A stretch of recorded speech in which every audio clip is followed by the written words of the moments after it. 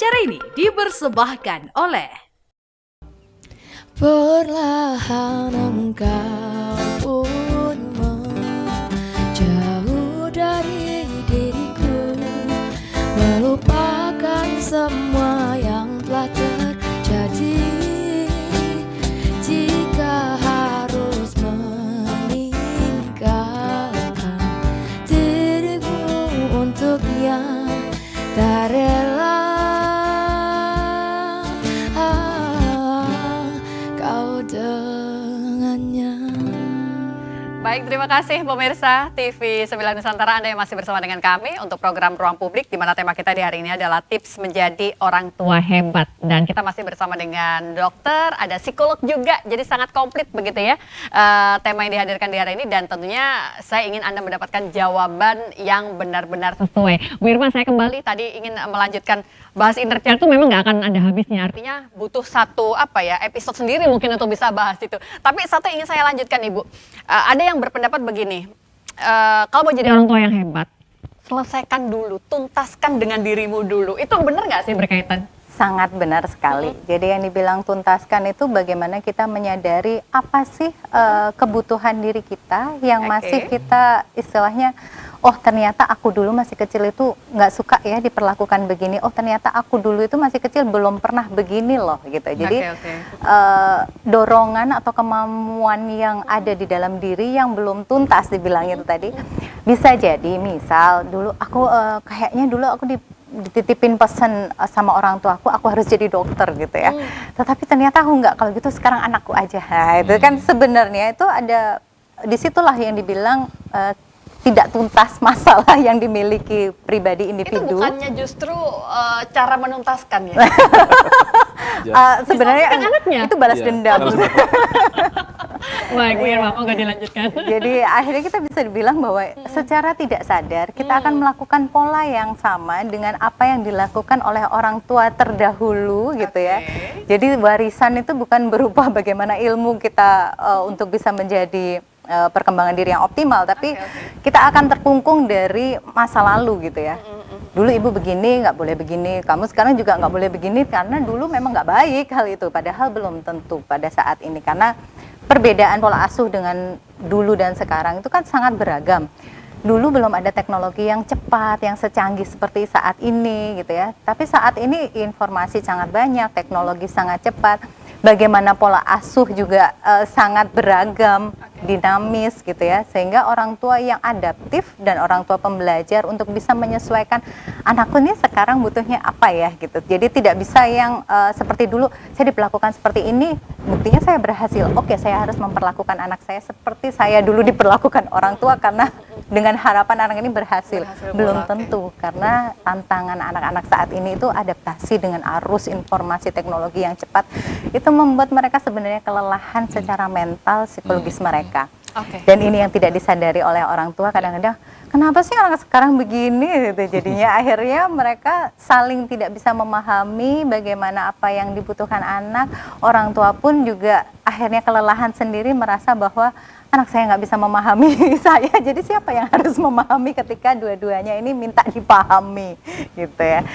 Oke, baik. Di situ tentunya ada peran pemerintah yang mungkin bisa hadir juga. Artinya ketika butuh fasilitasi, masyarakat butuh terfasilitasi, itu artinya BKKBN juga sebenarnya bisa ya, Dokter Sofyan ya.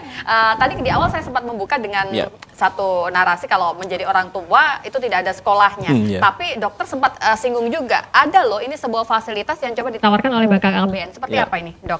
Ya, jadi betul sekali ya pemirsa. Kita tahu persis ya, sekolah menjadi orang tua itu tidak pernah ada. Nah, di sini BKKBN mengembangkan sebuah program yang kita sebut dengan Sekolah Orang Tua Hebat ya. Jadi di sini kita mengajak para orang tua ya untuk kembali sama-sama belajar. Ya, di situ ada ujiannya itu, Mbak ya. Ada pretest semacam itu, lalu kemudian mengikuti orientasi sedemikian rupa ya, baru kemudian nanti setelah selesai semua programnya ada semacam ujian ulang begitu, post test. Nah, nanti ketika lulus ya, kita lakukan wisuda seperti wisuda sarjana itu. Nah, jadi ini menjadi konsep yang sangat menarik dan rupanya animo dari masyarakat ternyata sangat tinggi begitu. Jadi Ada juga yang bertanya di dalam channel Siap Bahagia kami itu, saya ingin jadi siswanya SOTH bagaimana ya, sekolah orang tua hebat ya, bagaimana caranya, ada yang tanya seperti itu ya. Itu ada di kota mana saja sih, Dokter Sofyan? Iya. Atau itu dilakukan secara online atau bagaimana? Ya, kita lakukan di seluruh kabupaten kota di Jawa Timur ya, Oke. bahkan di seluruh kecamatan ini juga sudah mencoba level sampai ke desa. Siapa yang boleh ikut ini, Dokter? Oh ya, yang boleh ikut tentu saja adalah orang tua ya. Orang tua tidak ini tadi disampaikan Bu Inma ya, tidak ada kata terlambat untuk belajar ya. Jadi memang untuk saat ini kalau harus mencakup seluruh orang tua di Jawa Timur memang masih belum mampu ya. Ini sudah ada beberapa yang sudah ikut ya, yang akhirnya merasakan oh iya ternyata menjadi orang tua itu harus belajar. Makanya betul sekali kalau harus menjadi pembelajar itu, apalagi ini hari pendidikan ini ya, penting ya, cocok betul ya. Memang harus jadi pembelajar. Setiap waktu harus belajar karena masanya anak yang sekarang ini beda dengan masa kita waktu jadi anak-anak. Oke. Ya. Dan alumninya sudah cukup banyak kah? Artinya ini Ya. program ini sudah rolling cukup Ya. lama kah, Dok? Iya, sudah sangat lama, mungkin sekitar kurang lebih 3 tahunan ini, ya, 3 tahunan ini, dan animo juga makin besar.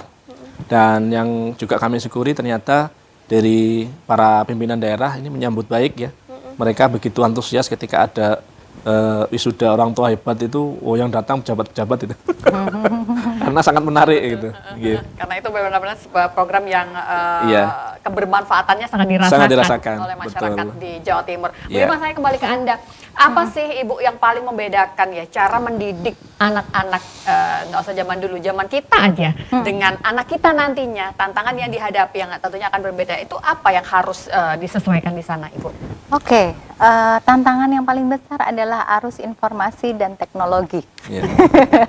Berbagai macam teknologi yang ada dengan arus informasi yang campuran antara hoax mana yang informasi ilmiah gitu ya. Jadi itu perlu mencari literasi yang cukup sangat banyak, dan memang kita perlu mencari kebenaran secara rasional maupun kita sekarang udah zamannya editing ya, mau rasional, jadi cari yang ilmiahnya yang kita bisa cross check, padu padan, bandingkan informasi. Tantangannya paling besar adalah kita tidak bisa kontrol anak kita 24 jam.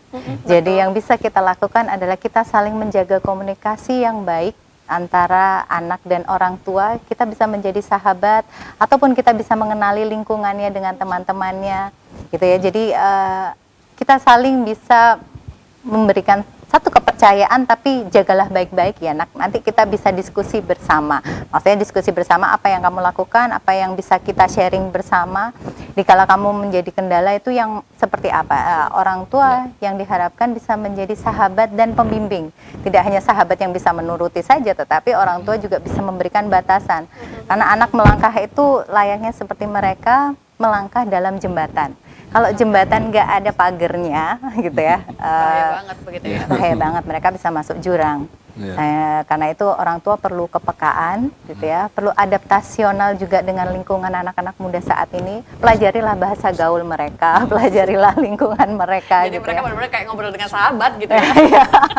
Sahabat yang kita bisa, oke, kita masukkan nih sedikit-sedikit wawasan tentang mereka, objektivitas ini loh, sudut pandang yang anak-anak sekarang itu karena sangat suka yang instan dan praktis dengan hasil yang cepat.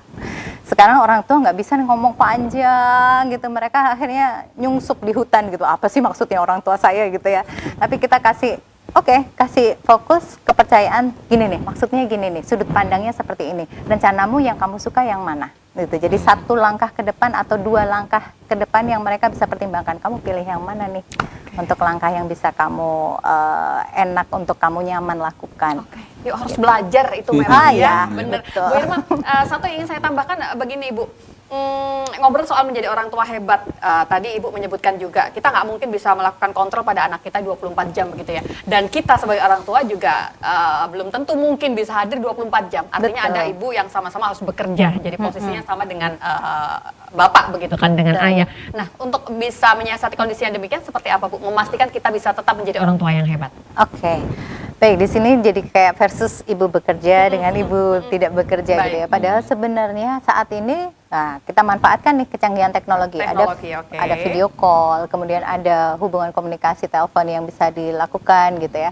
Ataupun kita bisa, misalkan anaknya masih kecil, ada perantara pihak ketiga, entah itu yang di dalam rumah atau siapa untuk bisa memantau anak-anak kita gitu ya.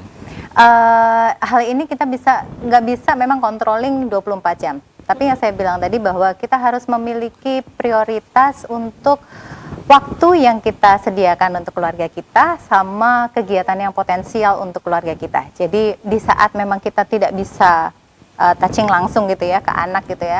Oke, kadang-kadang kita perlu mempertimbangkan bahwa tidak durasi yang panjang untuk melakukan pola asuh yang terbaik buat anak. Tetapi justru bagaimana kita memanfaatkan waktu yang singkat dengan kegiatan yang sangat efektif untuk kita bisa mengenali anak kita seperti apa, perkembangan anak kita itu sampai di mana, apa sih yang mereka butuhkan dan apa yang perlu kita awasi dengan usianya itu tadi. Makanya saya sangat setuju sekali program-program di Sekolah Orang Tua Hebat itu. Orang tua pembelajar adalah orang tua yang mengetahui tugas dan perkembangan anaknya ini usia sekian nih mereka ada tugas apa ya, capaiannya sampai di mana ya itu. Jadi sehingga mereka orang tua tahu, anak pun akan bisa tergali potensinya lebih optimal. Baik, nanti kita akan lanjut kembali, masih ada satu segmen lagi, tapi kita harus jeda sebentar dan pastikan Anda tetap bersama dengan kami pemirsa untuk program Ruang Publik sesaat lagi untuk Anda.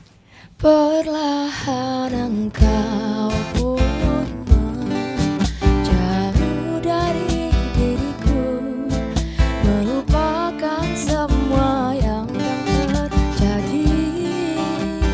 Jika harus meninggalkan diriku untuknya, tak rela kau dengannya.